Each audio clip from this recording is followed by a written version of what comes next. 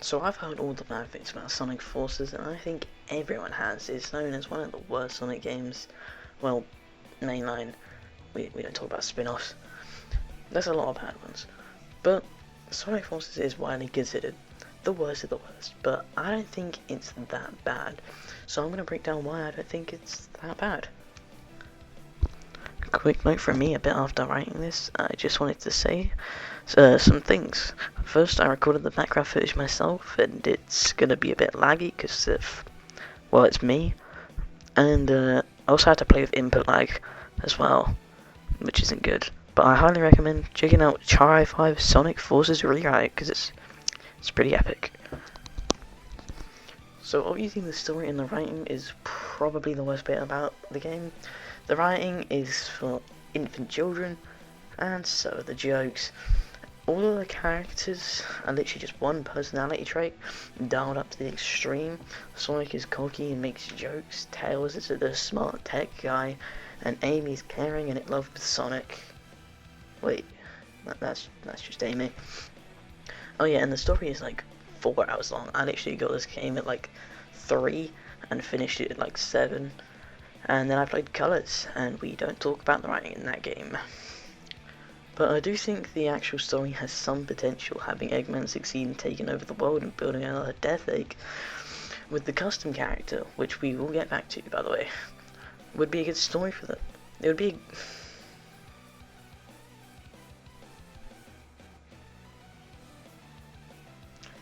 it would be a good story if the Phantom Ruby actually made sense. And same with Infinite Death for them. It would be a good story if the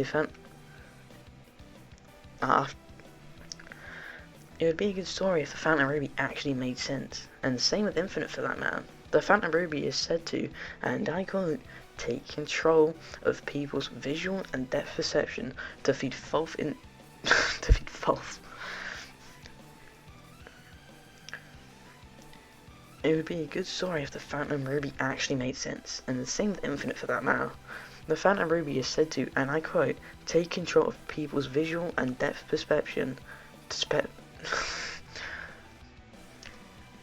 It would be a good story if the Phantom Ruby actually made sense, and same with Infinite for that matter.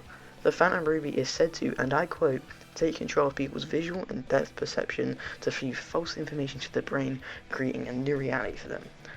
But if it's not real, how does it hurt you? It also Knuckles says it's not real, so how does it do anything? I think what this game should have done is have a strict set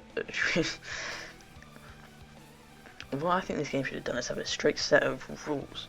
Also, this game has comics which are like prequel things that I'm gonna explain some of the story. What? Also, this game has comics which are like prequel things that explain some of the story, which is weird. I honestly think I could talk about this for ages, so I'm gonna move on. Now, the main game is short, but there's a decent amount of context. Now, the main game is short, but there's a decent amount of content after beating the main story. In each level, there's red star rings, these numbers that you collected in numerical order, and these other moon crescent things that you collected at a specific time limit. There's also extra and secret levels, and S ranks, and these missions to unlock custom character outfit pieces, which... And there's also Episode Shadow that you can spend 15 minutes on just playing through Sonic's levels and some extra levels that are also Sonic's. And remember those comics I spoke about? One of them is a prequel to a flash.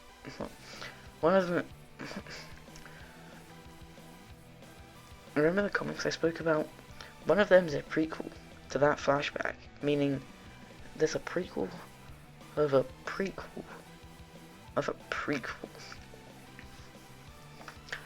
Now I'm actually gonna say something good about this game. Now I'm actually gonna say something good about this game. The custom character in the fitting room. Now I'm actually gonna say something good about this game. The custom character in the fitting room. You have upper headgear, middle headgear, lower headgear, gloves, footwear, bodysuit, skin color. Now I'm actually see something good about this game. The custom character in the fitting room. You have upper headgear, middle headgear, lower headgear, gloves, footwear, bodysuit. Wait, I forgot. Now I'm gonna actually say something. I'm not. Now I'm actually gonna see something good about this game. The custom character in the fitting room. You have upper headgear, middle headgear, lower headgear, gloves.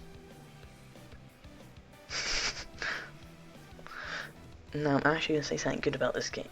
The custom character in the fitting room. You have upper headgear, middle headgear, lower headgear, gloves, footwear, bodysuit, skin color / speed color, eye color, body color, victory color. It's victory for. Now I'm actually gonna say something good about this game. The custom character in the fitting room. You have upper headgear, middle headgear, lower headgear, gloves, footwear, bodysuit, skin color / speed color, eye color, body color, and a victory pose. So there's a lot of customization, which I think they did really well with. The Wispens, I think, are also decently balanced. Burst, Lightning, and Hover are pretty well balanced with their abilities. I played the whole main story with the base Burst Wispen. I don't know why I didn't change to an upgraded version, but I don't even know what the other Wispens do because I never used them and never will. Modern Sonic's levels and gameplay, I think it can be fun. I actually enjoyed playing and improving at the levels like Sunset Heights and Null Space, and oh yeah, Classic Sonic's also here because reasons. I don't know. He's just here. He controls worse in Generations. I don't even know how it. I don't even know how it. What? I don't even know how it is in Sonic Generations. I haven't even played it yet. I'm assuming it's the same as the original Sonic Generations. I honestly don't really like any of the levels except for Modern Sonic's. If you couldn't tell, I'm talking about this in a random order and just as I'm remembering things whilst writing this. But this game could use a lot more cutscenes. More than half of the more than half of the main game is just reading text on the map screen. I like Infinite. Yeah, I think he's well written and portrayed really well. His voice is good, and he speaks down to people, and I think it's cool, and that theme is so good. The whole OST is.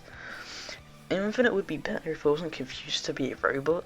He says things like, you exceed your previous data, but he's not. That's basically what Episode Shadow was about, and one of the comics. Why the comics? Okay, I can't actually find much or really anything on with. What? Okay, something I can't actually find much or really anything wrong with is the music. This music, I actually have like 13 songs on my playlist. They're that good. Fist Bump is one of the best main themes in any Sonic.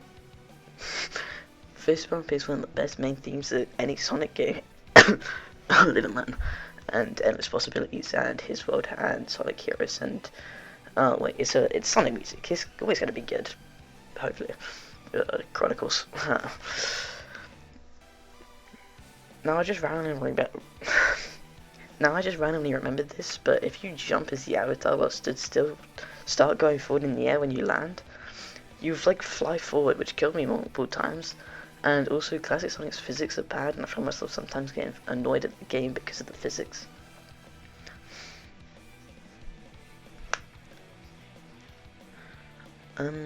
Yeah, that was just my thoughts. It was pretty short. So it's the game. But, yeah, I kind of wanted to do this because I saw a lot of people, like, things on my recommended YouTube saying, like, people's thoughts on it. And I don't think it's that bad. But, if you want to see anything else like this, then sure. I guess I'll do it. I don't really know. But, yeah. Epic.